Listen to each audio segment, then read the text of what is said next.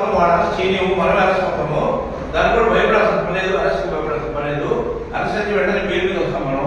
కాబట్టి తప్పనిసరిగా ఈ ఉద్యమంలో మనమందరం ఐక్యమత్యంగా పాల్గొని ఆ తర్వాత ఈ కుటుంబం న్యాయం జరుపుకోరుకుంటూ సెలవు తీసుకుంటాం. ఇలా అందరినీ కలిసి మనుగోడు రేపొద్దున మనుగోడు అయ్యే తెలియప్పుడు మనుగోడు న్యాయం జరగాలా, దానికి మనందరం ఒకటి మరి న్యాయం చేరుకుంటామని నేను ఈ సమస్యలో నేను కూడా నాకు ఆలోచించి మాట్లాడడానికి ధన్యవాదాలు. హిందూ నమ్మకంలో మాట్లాడు ఒకరోజు మాట్లాడండి.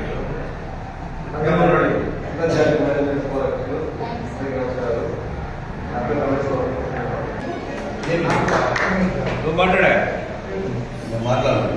వాళ్ళ అణచివేతకు గురయ్యి వాళ్ళ మీద కక్ష సాధింపులు చేపట్టి పై అధికారులు కానివ్వండి, రాజకీయ నాయకులు కానివ్వండి, అందరూ కూడా కక్ష కట్టి మనల్ని ఎక్కడ తొక్కాలో